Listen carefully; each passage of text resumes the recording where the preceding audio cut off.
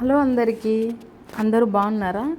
ఈసారి మాకు ఊరగాయలు లేట్గా దొరికాయండి. దొరికినా కానీ మంచిటివే దొరికాయి. అంటే ఎక్కువ పుల్లగా ఉండవు, లిమిట్లో ఉంటాయి. ఇలాంటివి తీసుకోవాలి. ఎక్కువ పుల్లగా ఉండేటివి అంత మనకు తొందరగా మెత్తబడిపోతాయని మా నాన్న చెప్తా ఉండేవాడు. చూసారు కదా, నేను వైపు నీట్గా శుభ్రంగా తేమ లేకుండా తుడిచిస్తుంటే మా అమ్మ ముక్కలు కొట్టింది. నేను కూడా కొన్ని కొట్టేశాను. ఒకరే చేయాలంటే కష్టం కదా. చూసారు కదా, ఈసారి నా ఊరగాయ నేనే పెట్టుకున్నానండి. ఇది వచ్చి నేను యూట్యూబ్లో చూసి పెట్టాను. 2 రకాలు పెట్టాను ఈసారి. చూసారు కదా, ఫస్ట్ కారం తీసుకున్నాను, తర్వాత వచ్చి ఉప్పు తీసుకున్నాను. ఇది ఆ ముక్కలకు తగ్గట్టుగా వేస్తున్నానండి.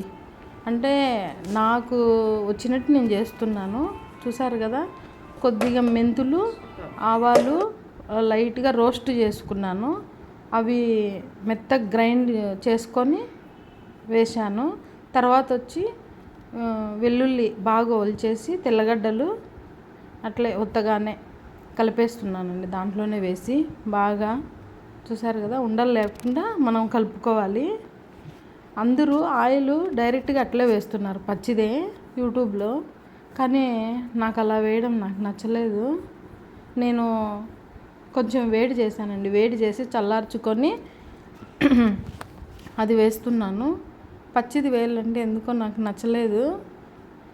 అంటే ఫస్ట్ టైం చేస్తున్నా కదా, ఏదో ఎట్లొస్తుందో ఏమో అని కొంచెం అంటే ఇన్నర్ ఫీలింగ్ అట్లా ఉండిపోయింది. అందుకని ఎందుకు లేని నేను కాచి చల్లార్చుకున్నానండి.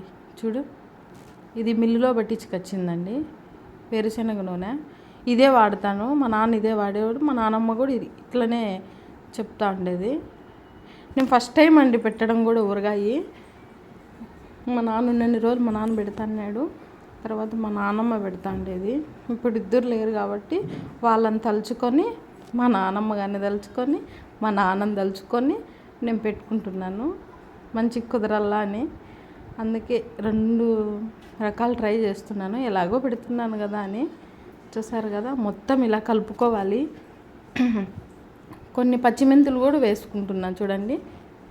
ఇవి ఊరిన తర్వాత బాగుంటాయంట. అందుకు మొత్తం నీట్గా ఎక్కడ ఉండలు లేకుండా మంచిగా కలుపుకోవాలి. ప్రతి ముక్కకు పట్టేటట్టు మనము ఊరగాయ పెట్టేటప్పుడు ఫస్ట్ మనం హైజీనిక్గా ఉండాలి. ఎక్కడ కానీ తేమ లేకుండా స్నానం చేసి మంచిగా పెట్టుకోవాలి. ఊరగాయ మనకు లక్ష్మీదేవితో సమానము. ఊరగాయ పెట్టిన తర్వాత కూడా మనము కింద పెట్టకుండా పరకలు, చాటలు ఇట్లాంటివి తగలకుండా మంచిగా ఉండేటట్టు చూసుకోవాలి. అది మా నాన్న చెప్పేవాడు నాకు. మా నాన్నమ్మ కూడా అదే చెప్పేది. చూసారు కదా, మంచిగా కలుపుకున్నాను. ప్రతి ఇయరు ప్రతి ఇంట్లో ప్రతి ఒక్కరూ ఊరగాయ పెట్టుకోవాలని అంటారు. అది చాలా మంచిదని కూడా చెప్తా ఉన్నాడు మా నాన్న. అందుకు ఇది మీకు 3వ రోజు కానీ 4వ రోజు కానీ చూపిస్తాను. చాలా బాగుంటుంది నాకు తెలిసి. అదే రోజు నేను టేస్ట్ చూశాను, అంత జాడీకి ఎత్తిన తర్వాత. అది మీకు చూపించలేదు. చాలా బాగుంది.